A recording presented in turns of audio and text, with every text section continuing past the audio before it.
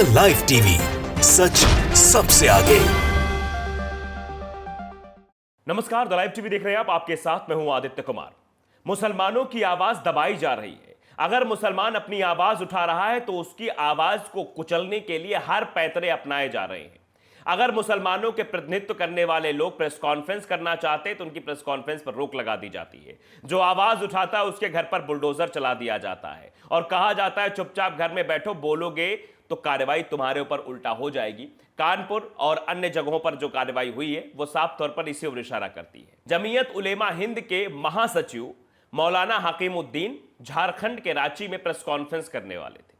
Press conference चल भी रही थी, पत्रकार भी आ गए थे, लेकिन पुलिस वहां आई और उस प्रेस कॉन्फ्रेंस को बीच में ही रोक दिया गया और वहां से मौलाना साहब को उठने की बात कह दी गई कि आप यहां से हट जाइए, आप प्रेस कॉन्फ्रेंस नहीं कर सकते। अब जरा आप बताइए, क्या प्रेस कॉन्फ्रेंस से कोई हिंसा फैलती है? क्या प्रेस कॉन्फ्रेंस में कोई ऐसी बात की जा रही थी जो नफरत फैलाने वाली रही हो? जबकि आप भी जानते हैं कि भारतीय जनता पार्टी वाले भले ही प्रेस के सामने बैठकर किस तरह की बदतमीजी करते हैं और कैसी भाषा का इस्तेमाल करते हैं बखूबी पता है, लेकिन उन पर कभी रोक नहीं लगाई गई। रोक किस पर लगाई जा रही है? मुसलमानों के प्रतिनिधित्व करने वाले लोगों पर रोक लगाई जा रही है। उनकी आवाज को दबाने की कोशिश की जा रही है। अगर कुछ लोग आवाज उठा रहे हैं तो उनके घरों पर बुलडोजर चला दिया जा रहा है, लेकिन उन दो लोगों पर कार्रवाई नहीं की जा रही जिनकी वजह से यह पूरा बवाल खड़ा हुआ है, जिनकी वजह से आज सड़कों पर मुसलमान है, जिनकी वजह से भारत देश की फजीहत हो रही है। विदेशों में लगातार आंदोलन चल रहे हैं, लोग खुलकर सामने बातें रख रहे हैं कि आखिरकार उन भारतीय जनता पार्टी के पूर्व प्रवक्ताओं पर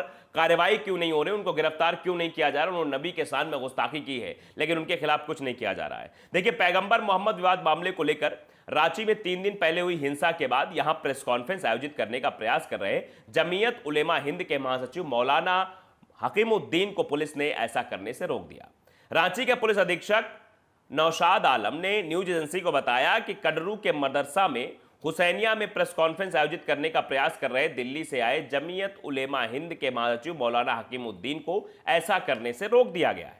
मौलाना हकीमुद्दीन को प्रेस कॉन्फ्रेंस के बीच से वहां से हटा दिया गया है। अब बताइए, अब इससे कहा जा रहा है कि माहौल खराब हो सकता है। एसपी नौशाद आलम और अरगोड़ा के थाना प्रभारी विनोद कुमार ने मौके से मौलाना को उठने के लिए कहा, जिसके बाद वो मदरसे से बाहर चले गए। एसपी और थाना प्रभारी ने कहा कि रांची में शांति व्यवस्था बनाए रखने के मद्देनजर धारा 144 लागू है। ऐसे में प्रेस कॉन्फ्रेंस करना गैर कानूनी है और गलत है। आप बताइए जरा कि अब आवाज उठाना भी गलत हो गया है, यह भी कानून संगत नहीं रहा है। और कानून संगत क्या कुछ चीजें हो रही है पूरे देश में आप देख रहे हैं। क्या बुलडोजर चलना कानून संगत है? क्या उन लोगों पर कार्रवाई कर देना कानून संगत है जो लोग सिर्फ अपने इस्लाम की बात उठा रहे थे, जो ये आवाज उठा रहे थे कि पैगंबर साहब के बारे में जिसने अभद्र टिप्पणी की है उसको जेल भेजा जाए, उसको गिरफ्तार किया जाए? ये कहने वालों पर कार्रवाई कर दी जाएगी, ये कहने वालों पर बुलडोजर चला दिया जाएगा, ये कहने वालों पर गोली मार दी जाएगी। आपने देखा मुदस्सिर की मां कैसे कह रही थी कि मेरा बेटा शहीद हुआ है, मेरे बेटे को सिर्फ इसलिए गोली मारी गई है क्योंकि वो इस्लाम जिंदाबाद कह रहा था। वो मांग कर रहा था कि उन लोग गिरफ्तार किया जाए जिन्होंने नबी के शान में गुस्ताखी की है, इसलिए उसे मार दिया गया। मेरा बेटा शहीद हुआ है, यह मुदस्सिर की मां का कहना था। उनका 16 साल का बेटा उनके पास नहीं रहा। रूंधे गले से उन्होंने जो बातें कही है वो आप सबको हमने दिखाई भी, सुनाई भी। आप अंदाजा लगा सकते हैं कि रांची में माहौल क्या था। इससे पहले मौलाना हकीमुद्दीन ने पत्रकारों से बातचीत की थी और घटना में मारे गए लोगों के परिजनों के लिए सरकार से उचित मुआवजे की मांग की थी और लोगों से देश भर में अमन और शांति बनाए रखने की अपील की थी। जब मौलाना साहब ये अपील कर रहे हैं कि शांति व्यवस्था बनाई रखी जाए, तो फिर उनको प्रेस कॉन्फ्रेंस क्यों नहीं करने दिया जा रहा है? क्या कुछ लोग हैं जो नहीं चाहते कि शांति व्यवस्था बनी रहे? क्या कुछ लोग हैं जो चाहते हैं कि ऐसे हिंसात्मक चीजें होती रहे, मुसलमानों की आवाज को दबाया जाए? दरअसल आपको भी पता है कि इस हिंसा में 2 लोगों की मौत हो गई थी, जबकि रांची के बताया जा रहा है वरिष्ठ पुलिस अधीक्षक सुरेंद्र कुमार झा समेत 11 पुलिसकर्मी तथा अन्य कई लोग घायल हुए थे, जिसमें आधा दर्जन की हालत गंभीर बताई जा रही थी। इस मामले में अब तक पुलिस ने 1 दर्जन से लोगों को हिरासत में लिया है और किसी की गिरफ्तारी नहीं हुई है। तो आप अंदाजा लगा सकते हैं कि उस परिवार को मुआवजा मिलेगा या नहीं मिलेगा, क्योंकि उसी मुआवजे की मांग को लेकर जमीयत उलेमा हिंद के मौलाना साहब ने मतलब महासचिव ने यह प्रेस कॉन्फ्रेंस बुलाई थी। इससे पहले भी उन्होंने कई सारी बातें कही थी। उन्होंने कहा था कि भाजपा के पूर्व नेताओं की अब तक गिरफ्तारी न होने से देश के न्यायप्रिय लोगों में काफी बेचैनी पाई जा रही है। इसी मांग को लेकर पिछले शुक्रवार को देश के विभिन्न भागों में विरोध प्रदर्शन हुए थे। उत्तर प्रदेश में प्रदर्शनकारियों पर कई जगह कठोर मुकदमे करके बड़ी संख्या में गिरफ्तारियां की जा रही हैं और अवैध तरीके से उनके घरों को गिराने की कार्रवाई भी आरंभ कर दी गई है। इन परिस्थितियों में जमीयत उलेमा हिंद के राष्ट्रीय महासचिव मौलाना हकीमुद्दीन कासमी ने सरकारों की गैर कानूनी कार्रवाई की कड़ी निंदा करते हुए माननीय न्यायालयों से अपील की है कि वो सरकारों की तानाशाही का स्वतः संज्ञान लेकर उनकी प्रताड़ना और ज्यादती पर रोक लगाएं। यही बात वो कहने वाले थे। उन्होंने झारखंड में इसी बात को हवा देने की कोशिश की थी, इसी बात को लेकर प्रेस कॉन्फ्रेंस बुलाई थी कि प्रेस कॉन्फ्रेंस हो, उस प्रेस कॉन्फ्रेंस में हमें कहें सरकार उन लोगों पर कार्रवाई करना बंद करे जो अपनी हक की आवाज को बुलंद करना चाहते थे। मौलाना ने कहा कि दुनिया के किसी भी देश में संविधान और कानून से ऊपर उठकर किसी के घर को गिराने की अनुमति नहीं है, लेकिन इसके बावजूद भारत जैसे सबसे बड़े लोकतंत्र में संविधान और कानून का गला घोटना और जनमानस को न्याय दिलाने वाली संस्थाओं का चुप रहना देश को अराजकता की ओर ले जाने की प्रक्रिया है। सीधे तौर पर कहा है मौलाना ने कि जो कुछ देश में हो रहा है, सबसे बड़े लोकतंत्र वाले देश में हो रहा है, जहां सबसे बड़ा लोकतांत्रिक देश भारत को कहा जाता है, वहां पर यह सब प्रक्रिया हो रही है। मीडिया कुछ और ही खबर दिखा रही है। मौलाना ने कहा कि सरकार की जिम्मेदारी नागरिकों को बसाने की होती है, ना कि उन्हें उजाड़ने की, क्योंकि जिस तरीके से घर उजाड़े जा रहे हैं, जिस तरीके से बुलडोजर की कार्रवाई की जा रही है, वो तो शायद इसी ओर इशारा करती है।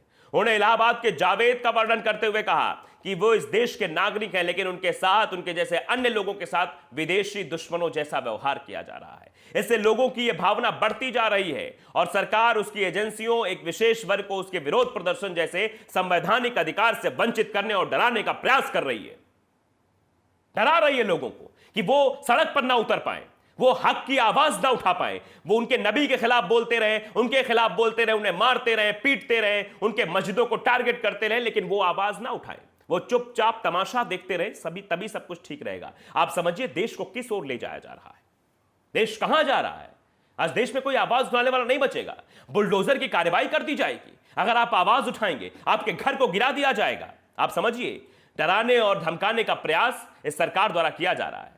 उन्होंने बताया कि देश के विभिन्न हिस्सों में जिन लोगों को अकारण गिरफ्तार किया गया है, उनकी कानूनी लड़ाई लड़ने के लिए जमीयत उलेमा तैयार है और अलग अलग जगहों पर वकीलों के पैनल का गठन किया जा रहा है। और यही बात आज वो कहने वाले थे अपनी प्रेस कॉन्फ्रेंस में कि उस परिवार को मुआवजा मिलना चाहिए जिसके परिवार का लाल छिन गया है, मार दिया गया है गोली, क्योंकि वो इस्लाम जिंदाबाद के नारे लगा रहा था। परिवार भी कह रहा है कि वो शहीद हुआ है। उसकी मां, मुदस्सिर की मां, ये कह रही मेरा बेटा शहीद हुआ है, मेरा बेटा मरा नहीं है, मेरा बेटा इस्लाम जिंदाबाद के नारे लगा रहा था, इसलिए उसे गोली मार दी गई, ये मां कह रही थी। दरअसल आज जमीयत उलेमा हिंद के जो महासचिव हैं वो पहुंचे थे झारखंड और वहां पर एक प्रतिनिधिमंडल के साथ डीआईजी रांची से भेंट कर बेगुनाहों की गिरफ्तारी न करने, मृतकों के परिजनों को मुआवजा, दोषी पुलिस वालों के खिलाफ कड़ी कार्रवाई की मांग की है। बाद में मुदस्सिर के घर वालों व अस्पताल में घायलों से मुलाकात कर सांत्वना भी दी है। तस्वीरें आपकी स्क्रीन पर है, तस्वीर आप देख सकते हैं कैसे हकीमुद्दीन कासमी ने मुलाकात की है डीआईजी से और डीआईजी से भेंट कर कहा है कि जो मतलब बेगुनाह है उनकी गिरफ्तारी न की जाए, उन पर कार्रवाई न की जाए और उन लोगों पर कार्रवाई की जाए जो देश में नफरत फैला रहे हैं, उन पुलिस वालों पर भी कार्रवाई की जाए जिन्होंने ऐसा कृत्य किया है। और उन्होंने बाकायदे चिट्ठी भी लिखी है जमीयत उलेमा हिंद की तरफ से कि बुलडोजर का गैर कानूनी इस्तेमाल देश को अराजकता की तरफ धकेलने वाली प्रक्रिया है। इलाहाबाद के जावेद अहमद जैसे लोग इसी देश के नागरिक हैं, उनके साथ विदेशी शत्रुओं जैसा व्यवहार करना अत्यंत दुखद है। मौलाना हकीमुद्दीन कासमी, महासचिव जमीयत उलेमा हिंद, ये बाकायदे चिट्ठी लिखी गई है, बाकायदे कहा जा रहा है। क्यों कहा जा रहा है भाई, वो इसी देश का नागरिक है ना। 48 घंटे के अंदर उस पर बुलडोजर चला दिया गया, जबकि आप देख रहे हैं न नुपुर शर्मा को गिरफ्तार किया गया है, न नवीर कुमार जिंदल को गिरफ्तार किया गया है, न यति नरसिंहानंद सरस्वती को गिरफ्तार किया गया है, न कि मुसलमानों पर अभद्र टिप्पणी करने वालों को अभी तक जेल भेजा गया है, बल्कि ये कार्रवाई कर दी जा रही है। भैया बुलडोजर चला देंगे, और बुलडोजर इसलिए चलाया जा रहा है कि आवाज को दबाया जा सके। और जो इनका प्रतिनिधित्व करते हैं जमीयत उलेमा हिंद के महासचिव हैं, जो प्रेस कॉन्फ्रेंस करना चाहते हैं, जो अमन और चैन शांति की अपील करना चाहते हैं, जो चाहते हैं सरकार से कहना कि आप इनको मुआवजा दे जिन परिवारों के लोगों की जान गई है, तो वहां पर उनके प्रेस कॉन्फ्रेंस पर रोक लगा दी जाती है। उनके प्रेस कॉन्फ्रेंस को बंद कर दिया जाता है बीच में कि नहीं, आप प्रेस कॉन्फ्रेंस नहीं कर सकते। आप अंदाजा लगाइए कि देश किस ओर जा रहा है। तो द लाइव टीवी अगर आपने सब्सक्राइब नहीं किया, सब्सक्राइब जरूर करिए, बेल आइकन दबाइए ताकि सच खबर आप तक पहुंचती रहे। नमस्कार। द लाइव टीवी, सच सबसे आगे।